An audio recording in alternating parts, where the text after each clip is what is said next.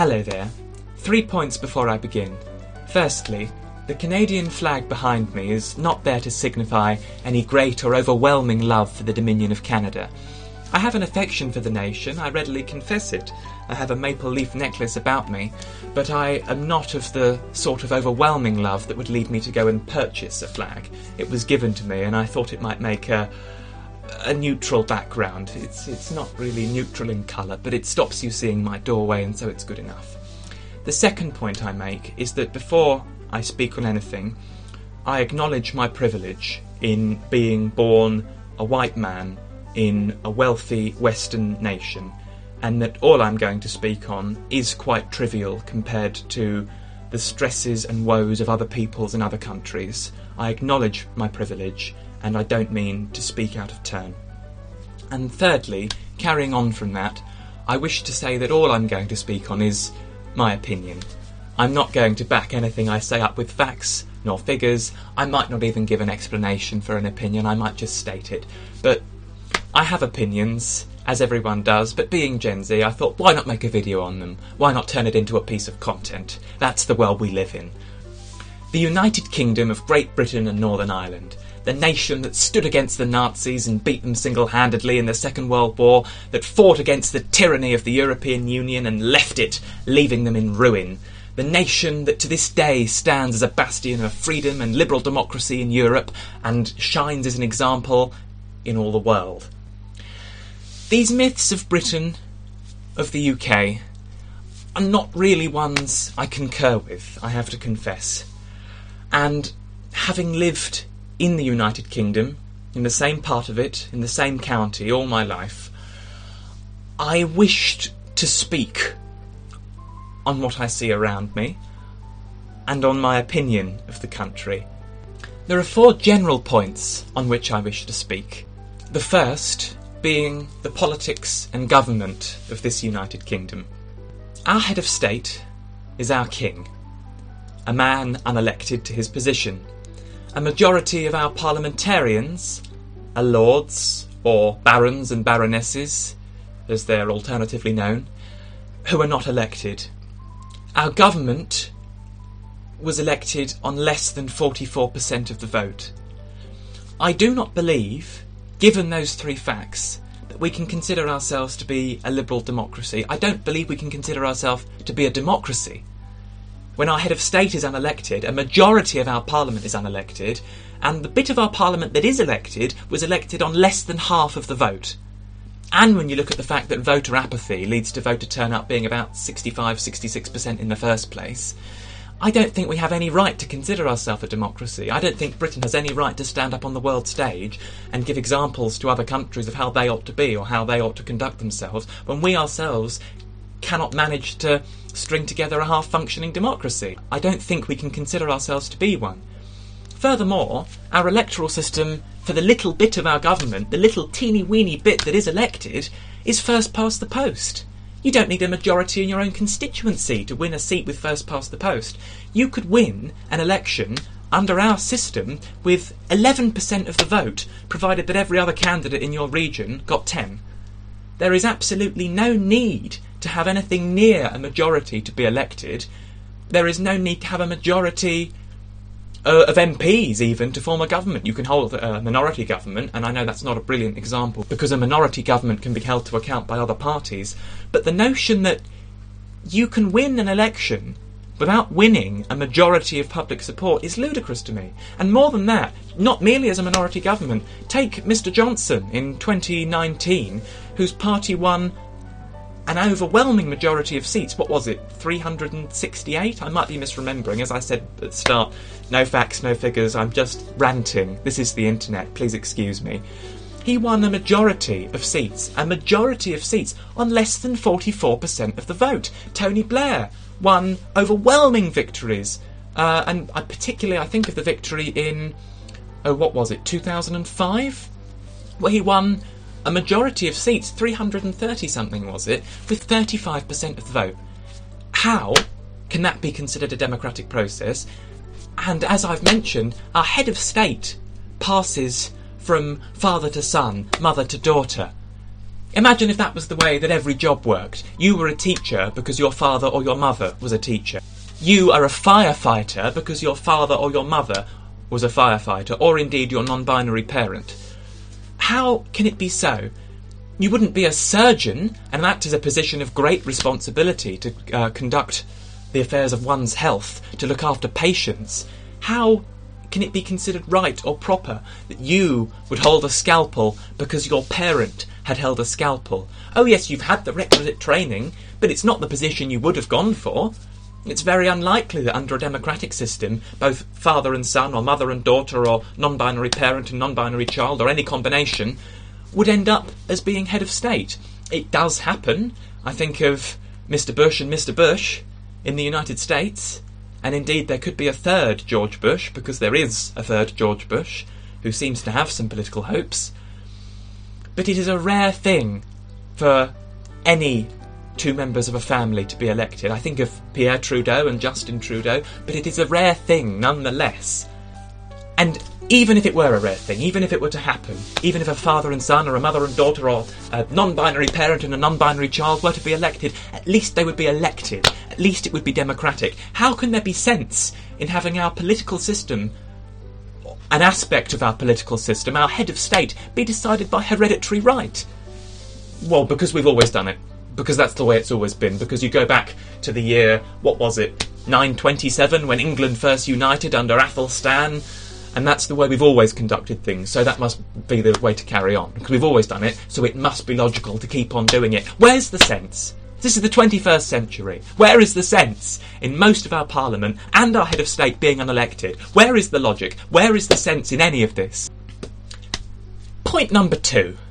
Oh yes, that was only one point, do excuse me. Point number 2, I wish to mention, with regard to the United Kingdom and my general dissatisfaction with the country, or collection of countries, however you should wish to look at it, are the attitudes of its citizenry. And this is an attitude held by, I cannot say a majority, a selection of the country and its citizens.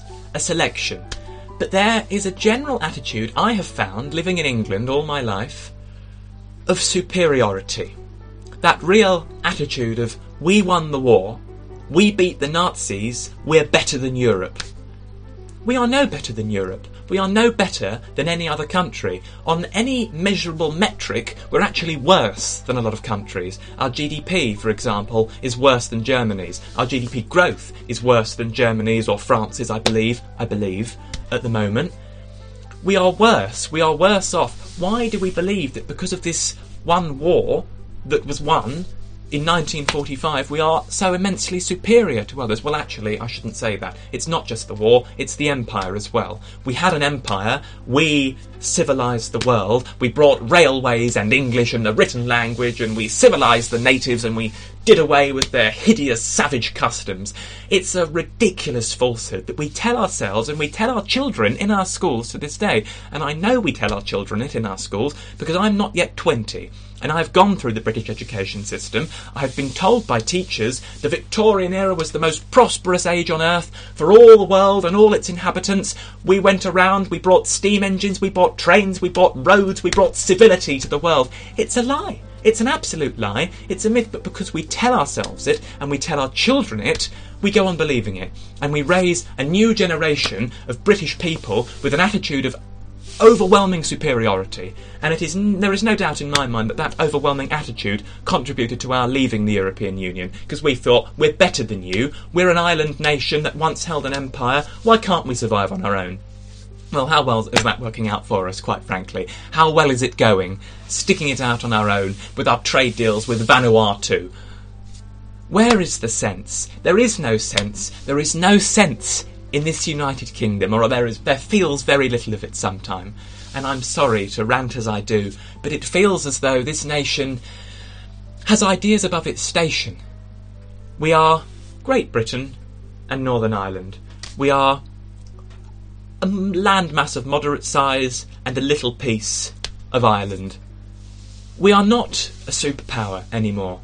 We are not a military superpower. We're not a financial superpower. We do well economically when there isn't a recession on caused by our government. Thank you, Mrs. Truss. Lovely. But we are not a powerhouse anymore. What do we manufacture? What do we export? Financial services. That's about it. Technology, sometimes. That's about it. We have ideas above our station, quite frankly. The third thing, that's three fingers, those are three fingers I should say, I wish to address is this notion that the United Kingdom is a voluntary union, because with the current state of affairs in Scotland and in Northern Ireland, it has been put about by both the current Conservative government and the Labour Party, the opposition party in the United Kingdom, that the UK is a voluntary union. Any nation of the UK is free to leave it at any time it wishes. Oh, but Scotland, you can't have a referendum on that. Yeah, you had one 9 years ago under a completely different set of circumstances when we were a European nation with a good economy, but actually, even though the circumstances have drastically changed, you don't deserve one. You don't deserve one. You're controlled from London. We know you have your own parliament, but we'll gladly do away with your laws, even when those laws are created by elected officials, elected under a much fairer electoral system than is in place at Westminster, but we don't give a damn. We'll overwrite your laws, we'll take them away, we'll suspend your legislature, we just don't care, quite frankly. We will govern you from London with no respect for you, your culture, your language, your people. That is the way the United Kingdom, under this Conservative Party, and indeed I suspect as it would be under Mr Starmer's Labour Party, because he puts about this claim of a voluntary union and makes no attempts to help Scotland gain another referendum. If you are so convinced that this union is voluntary, give them a referendum and let's see whether they stay. If you give them one, if you show regard to Scotland, if you show heed to Scotland, if you show a respect to Scottish people, perhaps Scotland would want to stay in the UK. If they do not, why force them to? Why force them to? Give them their democratic right. Let them leave if they want to. It's a ridiculous thing to claim that this union is voluntary and then subvert every attempt to let that voluntary nature be proved. And with Northern Ireland as well, I know no one's brilliantly crying out for a referendum at the moment. They are crying out for a government. They'd love a government. Don't get me started on the DUP, that's not the centre of this video. They'd love a government over there, I'm quite sure, to deal with the cost of living measures, to tackle inflation, to put in place supports for people who need them. They would love a government, I'm quite certain of it. They don't have one, because Mr Donaldson can't handle working with Sinn Féin. I shan't start on that. That wasn't to be what I was to talk about today. But I've got, as you'll notice, I keep glancing down. I've got a bit of paper here with what I wanted to talk about on, because, quite frankly, I've had it with this country. I have. I know there are worse places. I don't deny it. I'm very middle class. I'm very able to say, this is what I don't like, this is what I don't like, this is what I don't like. I haven't got to worry about being dragged away by law enforcement in the middle of the night. This is, to some level, a free country. It's not Afghanistan, it's not Syria, it's not under bombardment like the Ukrainians. It is a country that is, in some regards, free. And I acknowledge that. I'm very privileged in being able to say what I do, and I don't mean to convey that this is a third world nation. Nevertheless, if there are issues in a free country, the people of that country have every right, and to some degree a duty, to raise them, and that is what I aim to do here. The last point I wish to make is on the countries of the United Kingdom. For my anger, my frustration, my grievances primarily rest with the political union that is the United Kingdom, and with the government and the manner in which that nation or collection of nations is conducted. That is where my frustration lies, truly. In England and in Scotland, and if you consider Cornwall to be a country, it was never formally made part of England, so perhaps you can. In Wales, in Northern Ireland, there is great beauty to be found. In England, you have wonderful architecture, you have wonderful historical buildings, you have castles, plenty of castles, I can attest to that myself. You have rolling hills, you have forests, you have beaches, you have scenery unrivalled in many aspects. It is a wonderful place to experience nature, to learn history, to hear the legends and the stories of old. I have not set foot in every part of this United Kingdom, and I cannot claim to, but the bits I have been to have in common with one another beauty. I don't mean to claim that every bit of this country is beautiful. We have all seen Slough. We have all had that misfortune. We know that Slough exists. We can't deny it. It's there. God preserve us. But there is great beauty in this country. I know I'm repeating myself, but there is. There is great beauty in the United Kingdom, and I do not mean to say that to live here is to live in hell. It is not. It is to live with grievances. It is to live irritated. It is to live perpetually annoyed by the lack of enthusiasm from our politicians when it comes to changing the system or making things better or considering an alternative way of doing things, an alternative system, an alternative electoral system would be nice as a start. But my animosity does not rest, truly, with England, with Scotland, with Wales, with Cornwall or with Northern Ireland. Neither, I should say, does my animosity rest with the average British citizen. Even if I would disagree with the average British citizen on many things, even if they might not be aware of some of the points that I think most pertinent, even if they would not consider those points to be pertinent if they are aware of them, my animosity does not rest with the ordinary citizen who merely is aiming to make a go of it, who merely aims to live and to prosper, as everyone deserves to. My animosity does not rest with those who find themselves ignorant, or those who find themselves apathetic, or those who find themselves thoroughly ground down by the world and by the state of affairs and by the economy and cannot bring themselves to care about another thing. My animosity does not rest with the ignorant or the apathetic. It would be cruel if it did. It would be cruel if it did, because there are much bigger things to care about than the ravings of a white man sitting in his bedroom. There are much more important things than the issues I raise, but I wish to raise them because I wish to. That is tautological, I know, but I live in a nation that is in many respects free. This is not a country at war. This is not a country enduring great strain, and I know it is enduring terrible financial strain. I know it is enduring, what are we coming up to, 13 years of Conservative government. But when you compare it against those hardest hit and those dealing with true matters of inhumanity, we are not that bad. I'm free to make this video, and I make it precisely because I am free to make it. I upload it because I am free to do so, because there is no one who will come and stop me from doing it. Freedom sometimes means the reckless engagement in ridiculous activities. I am free to make this video, and I acknowledge that. And that is a privilege I have. Nevertheless, we should not let the problems of this United Kingdom, and there are a plethora, when you have lived here all your life, and you care about this sort of thing, as you might have been able to tell that I do, you do note at every turn, in every system, in every way, problems, intrinsic problems. And of course there are problems far greater than I have raised. I mean to touch lightly on the problems of the UK. I haven't spoken of racism. I don't think as a white man it's my place to speak on the experiences of those who are ethnic minorities in this country. But I acknowledge fully that is perhaps the greatest issue we face. That of racism and sexism, classism, but I would put racism and sexism above classism, I have to say. I believe that class attitudes have slowly shifted, though they are very much still in place. I believe I've covered everything I wanted to say. Thank you for enduring this rant of mine, if you've made it all the way to the end. I'm sorry to have subjected you and the internet to it, but as I said, I'm free to do so. And you are free to click off. You are free to like, you are free to dislike, you are free to subscribe, you are free not to. You are free to never again visit this YouTube channel if you shouldn't wish to. But I thank you for watching, if you have made it to the end. I thank you for giving me your time of day, for escaping the mad reality of our country, of this United Kingdom, for a brief while. I hope, to some degree, there is some point on which you can agree with me, and if you do not, that is healthy.